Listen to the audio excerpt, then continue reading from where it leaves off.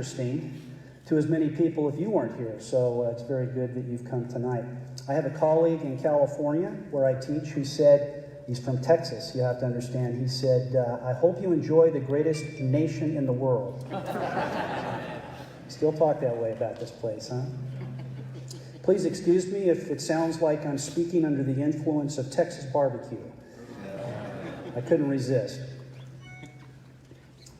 So the question really is twofold, isn't it? There are two parts to the question for our discussion this evening. And so two questions. The first question is there evidence for the existence of God? And the second question is, does evidence really matter either way? That's the way I understand the question. And in a moment, I'd like to describe how putting those two questions together really gives you four possibilities. And then I'll share with you what my own view of the matter is. But first, I think we need to get clear about the second part, the second question, because it's a little vague the way it's asked. Does evidence for the existence of God matter? I think that we should put the question in these terms. Does the evidence for or against the existence of God matter? So you see, it could matter that there's evidence for God's existence. It could also matter that there is no evidence for God's existence. Or it could matter that there is evidence against the existence of God. And that might prove to be important to our discussion here this evening. But first, the four different perspectives. And if you have a sheet of paper, you might actually want to draw a big square in the front, on the front side, and then take notes on the back side. But the big square on the inside, or the front side, could be divided into four quadrants. That's how many quadrants there are in a square, right? 4. And in the top left quadrant, just write the number 1, then the bottom left number 2, then the bottom right number 3, and then the top right number 4. And I'm going to describe the four views in that order. At the top of the square, the big square, just write the question, is there evidence for God? Or evidence for God, question mark. And on the left side of the page, for the 2 rows, just write, does evidence matter? And we're going to put these questions together to identify 4 different views. Okay? So the first view is that there is evidence for God's existence, and the evidence for God does matter. It matters whether there is evidence for or against the existence of God. That's the first view. Now, if you believe that there is evidence for the existence of God, then chances are you believe that God exists, and that would make you a theist. Now, this is my view. I believe that there is evidence for God's existence, and I think that the evidence matters. Now, down in the second corner, the second box, down in the bottom, right corner. I don't remember now which corner it is for you. It's number 2. Is the view that there is evidence for God's existence, but it doesn't really matter. It doesn't matter. Now, who would think such a thing? That there is evidence for God's existence, but it doesn't matter. Well, there are 2 types of people that might say something like that. For example, the Christian philosopher Alvin Plantinga allows that there is evidence for God's existence, but he thinks that rational belief in God doesn't depend on evidence.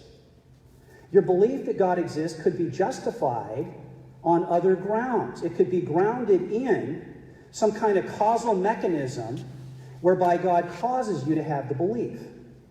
And it doesn't depend on evidence.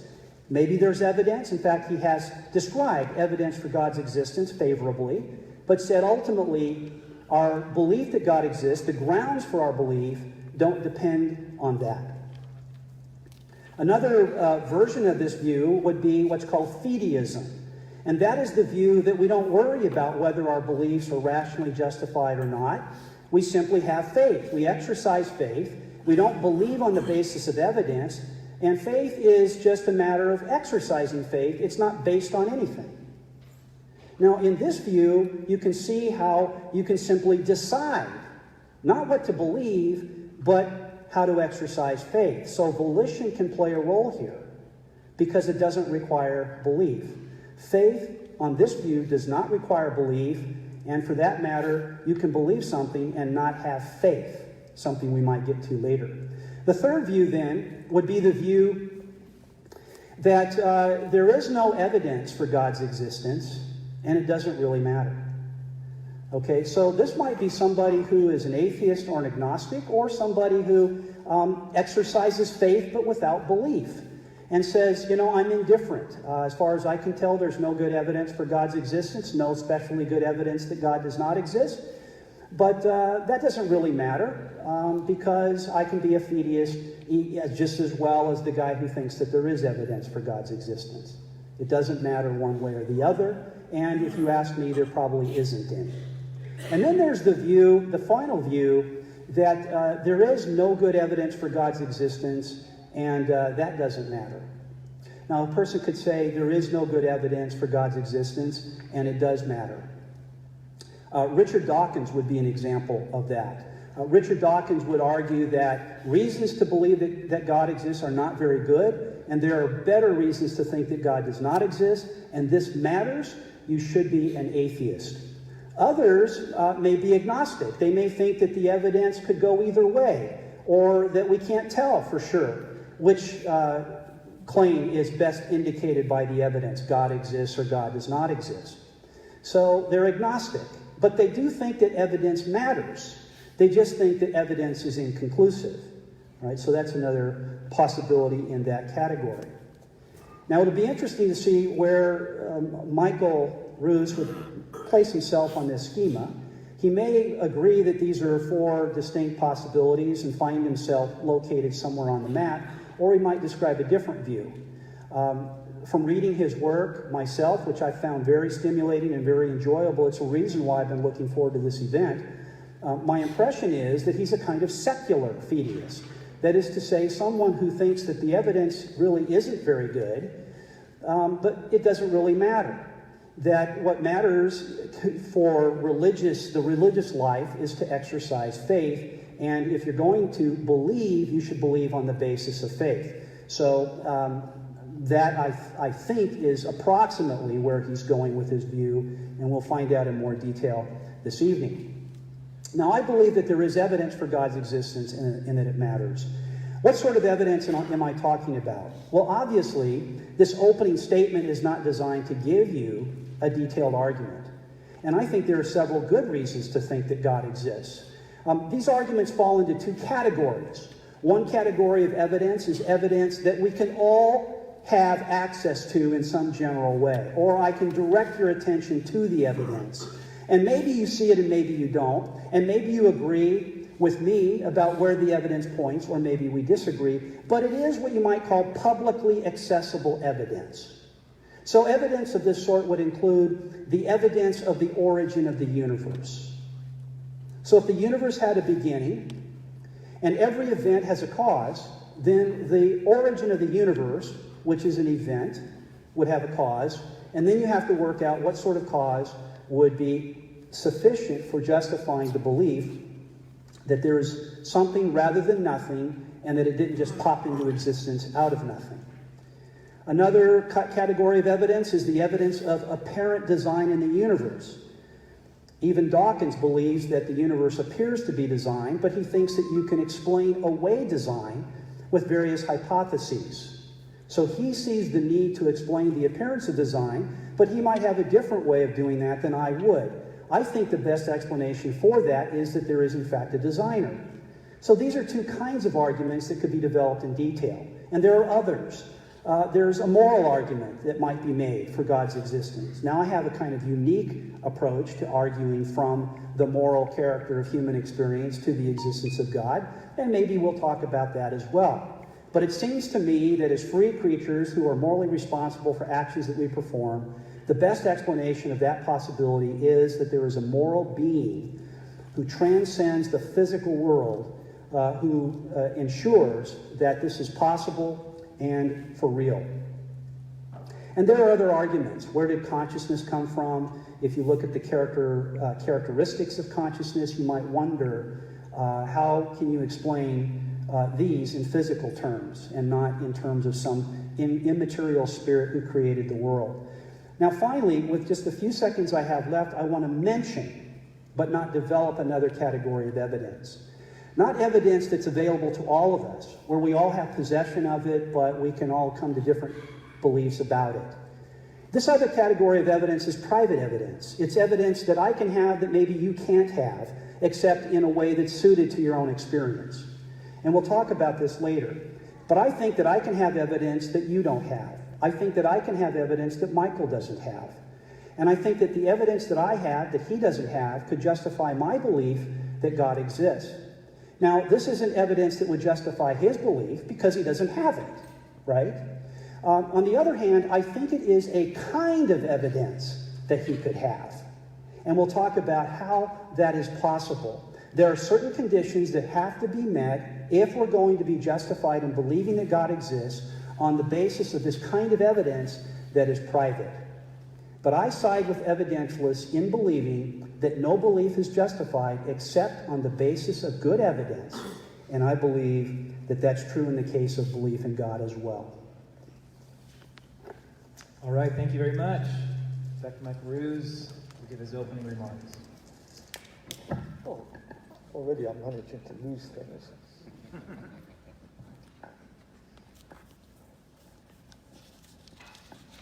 That's a terrifying thing up there, you know. I fully expect, you know, the angel Gabriel to descend on me as soon as you've had your time's up. St. Peter's got a few words to have with you. I'm an evolutionist. And that means, for me, I think one looks in the past for the answers. You certainly do with me. I was born in 1940.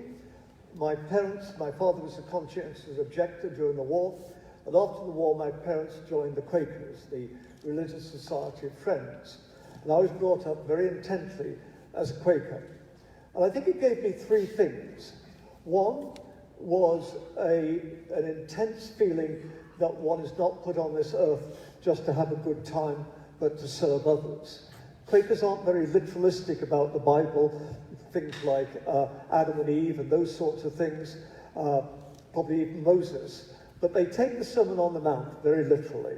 And I grew up very much with a feeling that service is the most important thing that a human being can or must do. And I don't think it's purely chance that I've been a teacher, let's say, rather than what could be something with no social value whatsoever. A university administrator. The second thing about Quakers is they have an almost mystical attitude towards the Godhead. They don't believe in a God who looks a little bit like me in a bedsheet, who sort of reaches down and creates Adam. For Quakers, God is mystical. Quakers are very interested in mysticism. It's somehow, now I see through a glass darkly. Quakers are very big on 1 Corinthians 13, that we don't know. Perhaps it will be revealed, but at the moment, all we can do is somehow stand before the unknown. The third thing about Quakers is that they are very keen on making everybody, including children, think for themselves.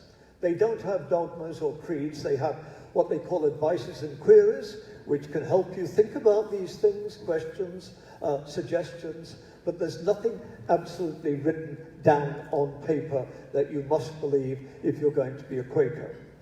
And so you're encouraged to think for yourself. And I did. And about the age of 20, I decided I didn't believe in the existence of God. And that was it. I thought at 20, by the time I got to 70, I'd be covering my options and getting back on side with the big chap in the sky. But somewhat to my surprise, I'm almost 80, and I still don't feel that need at all. Now, it wasn't that I had a Saul on the road to Damascus experience in reverse, or anything like that. It just faded away. It wasn't, for instance, that I started doing philosophy, and I said, oh my goodness, the arguments for the existence of God, the teleological argument, the ontological argument, they're not valid, so God couldn't possibly exist. In fact, Quakers aren't very big on natural theology at all, because that's not the kind of God that they believe in or want to believe in anyway. As I say, Quakers are much more mystical about this. And this, I think, has cushioned my whole life from then on. I'm I'm certainly pretty atheistic about Christianity. I don't believe that Jesus was the Son of God. I don't believe in the Trinity. I don't believe in the resurrection. That's a pretty good threesome. Unlike everybody at supper tonight, I do believe in the marriage at Cana and the importance of wine with your meals. But like all of us, I pick and choose the parts of the Bible I want to believe in. But we were talking about literalism at supper, and I said, well, nobody's a literalist. Take the whore of Babylon. Nobody believes that the whore of Babylon was, in fact, a woman riding a horse. It's always the Pope or the Catholic Church or Saladin or something like that. I think for a lot of liberal Protestants these days, it's Donald Trump.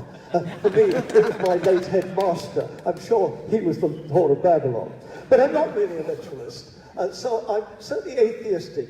But at another level, I'm much more agnostic, if you want to call me, skeptical. I don't know. I follow very much what J.B.S. Haldane, the population geneticist, once said. He said, I not only think the world is queerer than I think it is, but I think the world is queerer than I could think it is. And that's basically where I stand. Very much, still that Quaker mysticism.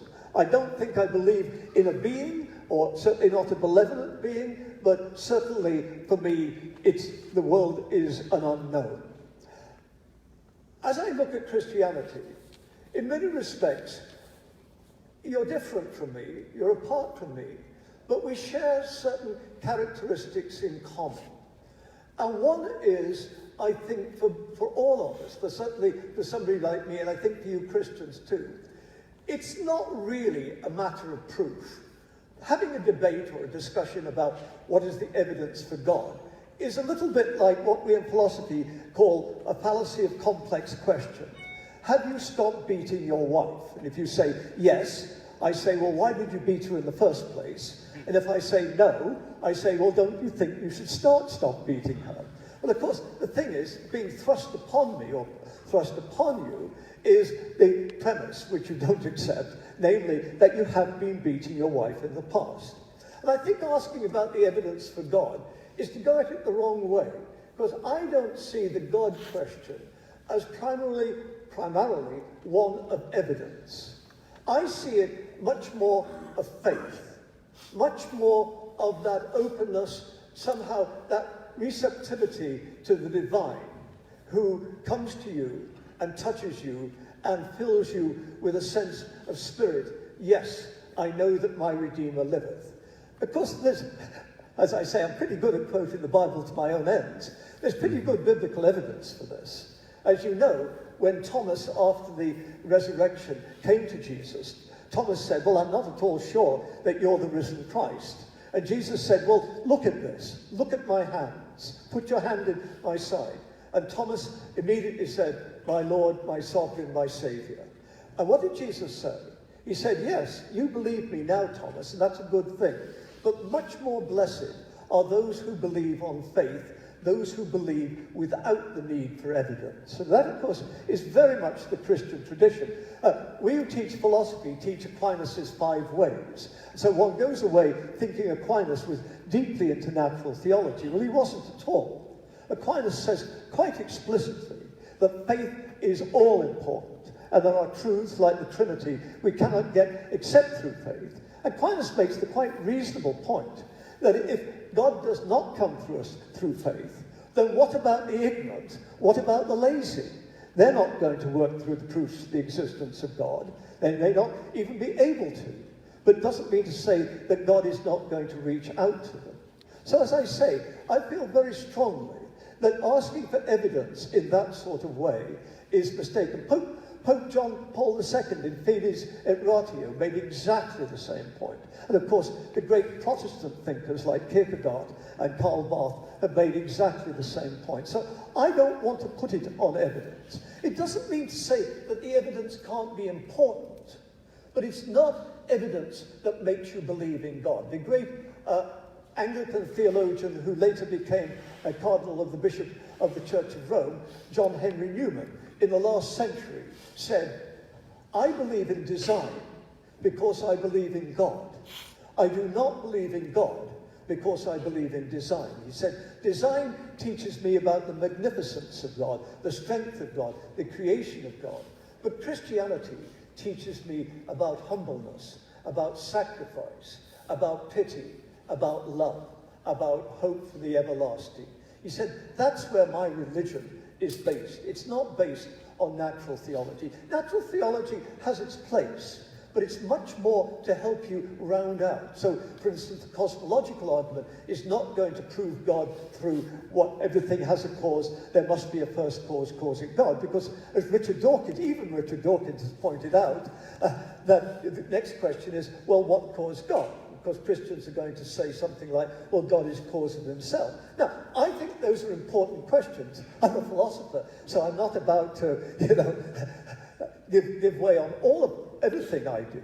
But I think these are important questions that you as Christians must work through within your faith, not as it were, work through and then you get your faith. Now, sometimes faith is given to people, in a blinding stroke like for Paul. Sometimes, and I'm sure all of you good evangelicals have read C.S. Lewis, sometimes it's a real struggle and a great reluctance.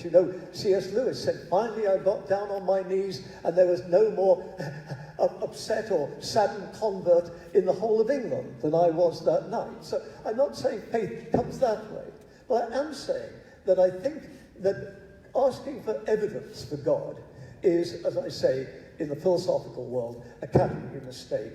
And I think I see that my time's up. Yes, St. Peter, I'm on my way. I think that was a pretty good talk. I think that at least gets me an interview for the Promised Land, even if it doesn't get me in. Okay. Well, thank you very much.